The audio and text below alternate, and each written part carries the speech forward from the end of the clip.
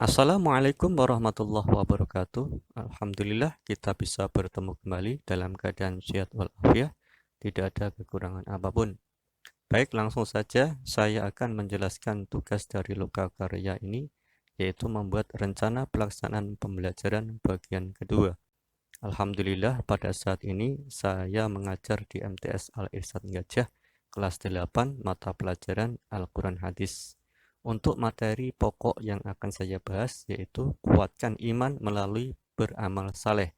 Untuk submaterinya yaitu hadis riwayat dari Imam Bukhari Muslim, dari Abu Hurairah, dan Imam Bukhari dari Hakim bin Hizam.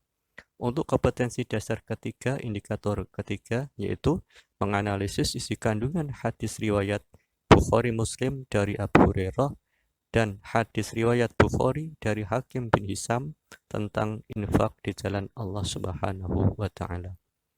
Untuk kompetensi dasar yang keempat, indikator ketiga, yaitu menyajikan hasil analisis tentang keutamaan orang yang berinfak sesuai pemahaman hadis riwayat Imam Bukhari Muslim dari Abu Hurairah dan hadis riwayat Bukhari dari Hakim bin Hizam.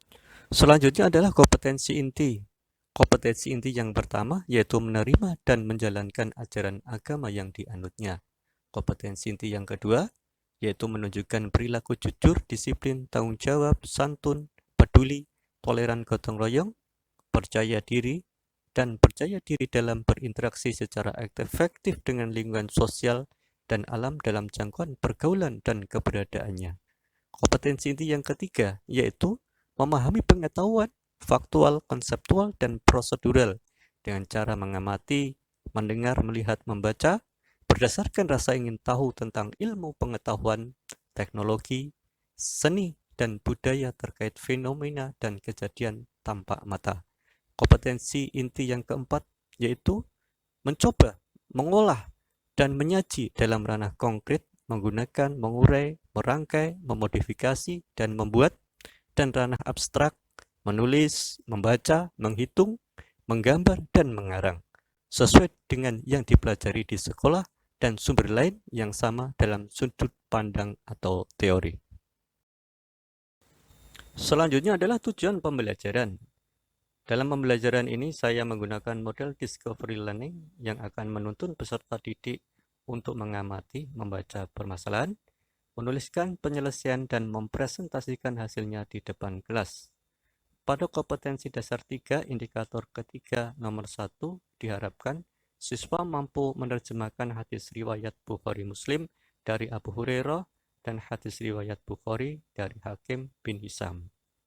Dan kompetensi dasar ketiga, indikator ketiga nomor 2 ini diharapkan siswa mampu menganalisis isi kandungan hadis riwayat Bukhari Muslim dari Abu Hurairah dan hadis riwayat Bukhari dari Hakim bin Hizam tentang infak di jalan Allah Subhanahu wa taala. Selanjutnya pada kompetensi dasar 3, indikator 3 nomor 3 yaitu diharapkan siswa mampu menjelaskan keterkaitan hadis riwayat Bukhari Muslim dari Abu Hurairah dan hadis riwayat Bukhari dari Hakim bin Hizam tentang infak di jalan Allah Subhanahu wa taala.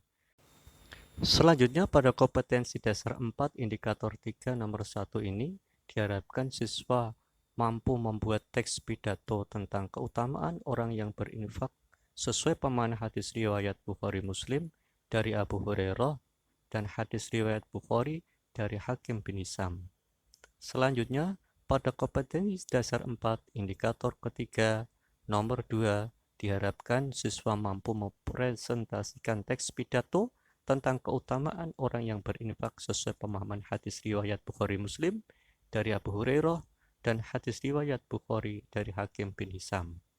Yang terakhir, kompetensi dasar 4 indikator ketiga nomor 3 diharapkan siswa mampu menganalisis keutamaan orang yang berinfak sesuai pemahaman hadis riwayat Bukhari Muslim dari Abu Hurairah dan hadis riwayat Bukhari dari Hakim bin Hizam.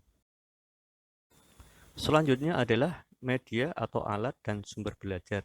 Pada pembelajaran ini saya menggunakan media atau alat yaitu berupa worksheet atau lembar kerja siswa, lembar penilaian, laptop, LCD proyektor, gambar, dan PowerPoint.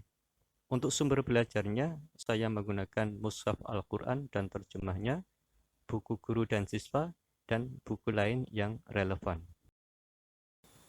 Selanjutnya adalah langkah-langkah pembelajaran. Pada proses pembelajaran ini, biasanya saya mengawali dengan berdoa untuk kemanfaatan dan keberkahan ilmu yang dipelajari, serta mendoakan kepada guru dan guru-gurunya hingga Nabi Muhammad SAW. Selanjutnya adalah mengkondisikan suasana belajar yang menyenangkan, yaitu mengecek kehadiran peserta didik untuk disiplin. Selanjutnya adalah menyiapkan fisik dan psikis peserta didik dalam mengawali kegiatan pembelajaran. Selanjutnya adalah kegiatan inti. Yang pertama yaitu literasi, yaitu memberi motivasi dan panduan untuk melihat, mengamati, membaca, dan menuliskannya kembali terkait dengan tayangan dan bahan bacaan hadis riwayat tersebut. Selanjutnya adalah critical thinking, yaitu memberi kesempatan untuk mengidentifikasi sebanyak mungkin hal-hal yang belum dipahami, mulai dari pertanyaan faktual sampai ke pertanyaan yang bersifat hipotetik. Pertanyaannya ini harus tetap berkaitan dengan materi hadis. Selanjutnya adalah collaboration, yaitu membentuk beberapa kelompok berdiskusi, mengumpulkan informasi, mempresentasikan ulang, dan saling bertukar informasi mengenai hadis tersebut. Selanjutnya adalah communication, yaitu mempresentasikan hasil kerja kelompok atau individu secara klasikal, mengemukakan pendapat atas presentasi yang dilakukan, kemudian ditanggapi kembali oleh kelompok atau individu yang mempresentasikan. Yang terakhir adalah creativity, yaitu saya dan peserta didik membuat kesimpulan tentang hal-hal yang telah dipelajari terkait menjelaskan isi teks yang didengar yang berkaitan dengan isi hadis. Selanjutnya adalah penutup. Dalam kegiatan ini, antara saya dan peserta didik membuat rangkuman atau simpulan pelajaran tentang poin-poin penting yang muncul dalam kegiatan pembelajaran yang baru dilakukan. Selanjutnya, kita semuanya mengakhiri proses pembelajaran dengan mengajak bersyukur atas keberhasilan proses pembelajaran dan berdoa bersama-sama. Selanjutnya adalah penilaian.